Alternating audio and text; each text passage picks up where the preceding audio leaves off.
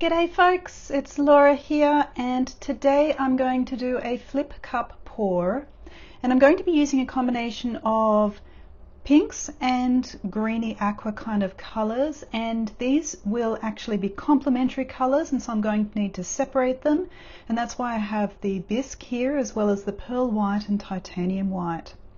So my main colors are going to be iridescent blue-green, celadon, rose pink and napthol crimson.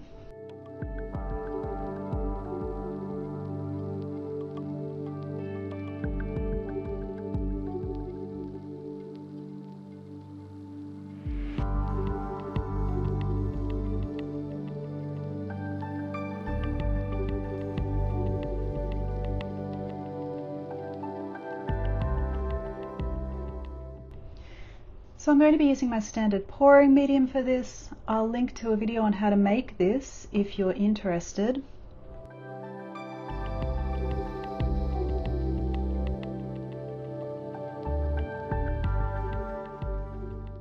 Now before I go much further, I decided that I wanted the celadon to actually be quite pale, so I am going to add a bit of white in there as well.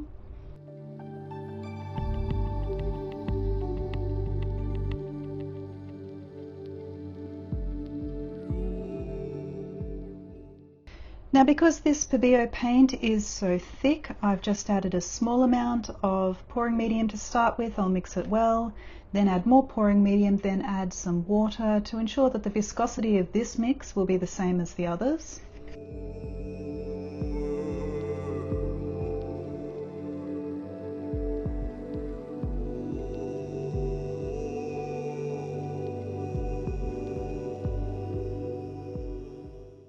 Just adding a little bit of water.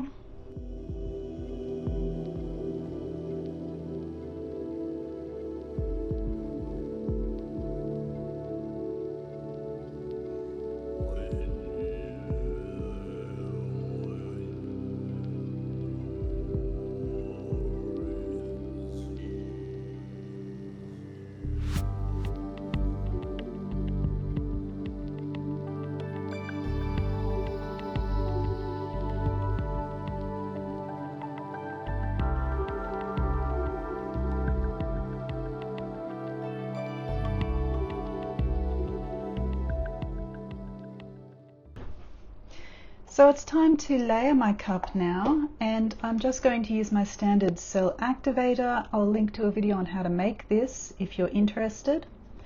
And I'm just going to start with a generous layer on the bottom of the cup and a little bit up the sides.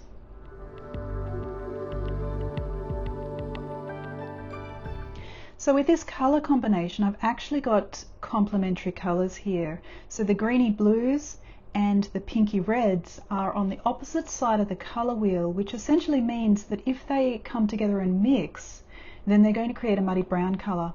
If they come together but don't actually mix and they're side by side, then they're going to be very bright and look quite interesting. That's why complementary colors work quite well together.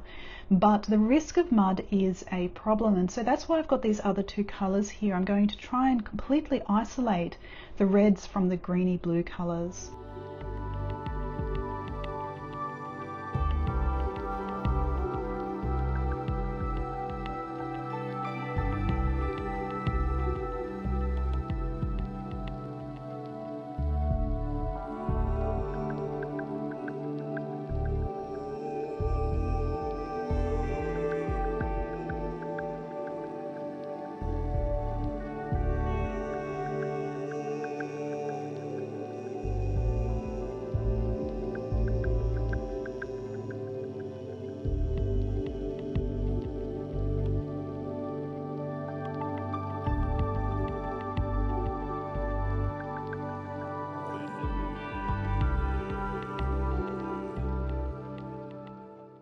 So I've already prepared my canvas. This is the front of the canvas. This is the back of the canvas. I've added painter's tape as well as giant push pins.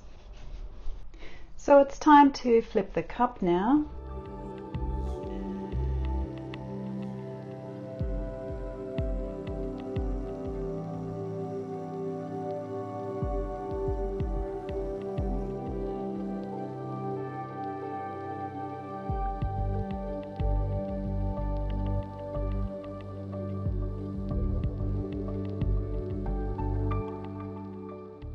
Just going to get the rest of the paint out of the cup and spread it on the edges and the corners.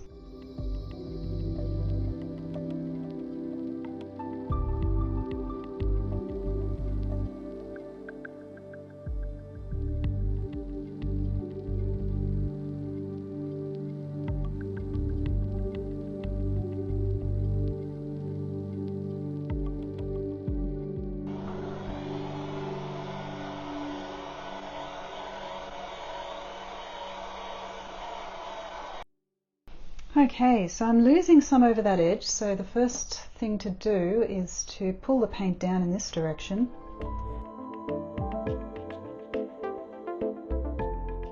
And of this composition, I am absolutely loving this section up here. And I'm not sure whether I'm going to be able to retain it because it is very close to that edge. But if I pull the paint down in this direction, then spin it, we'll see if we can actually retain some of that.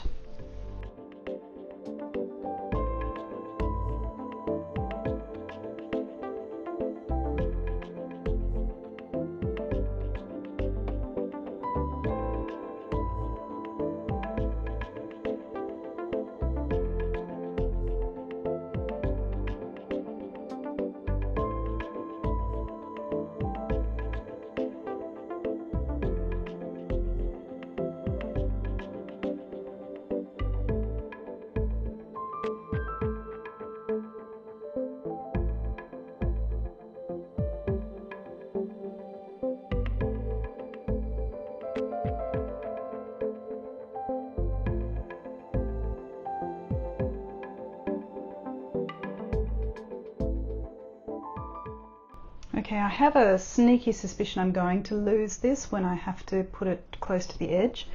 In order to try not to, I'm just going to grab some of that extra paint from underneath and stick it up here, because the more paint that is liquid in this section, the less likely that bit is to roll under the other paint as it moves. So we'll see if that helps a bit.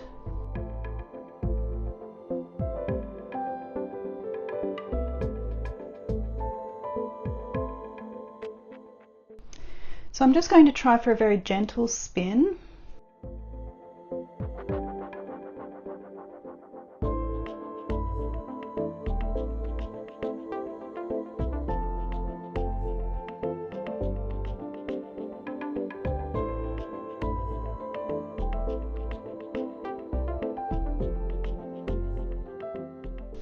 Okay, so we're quite close to that corner. I am losing some off the edge here, so I'm just going to pull this back a little bit just to stop that happening. We're off this corner, we're very close to that corner. It's really just these two corners that I need to sort out. So I'm just going to pull some paint from underneath and add it to this corner to help that slide.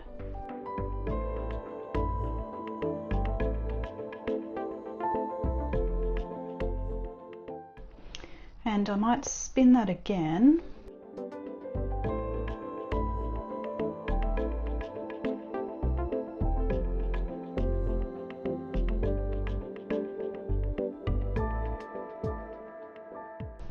Okay, that's off all the corners now. I've lost a little bit of that aqua kind of bluey colour here, but I have retained a lot of that lacing and cells here. I've got some interesting cells coming up on their own in the center here, which I'm really liking. I've got some interesting patterns happening here with kind of layers of lacing. I'm quite liking this section here, and overall I think it's quite nice. I'm quite liking this one. So for now I will just cover the corners and take the paint off from underneath, and I think we'll leave it there.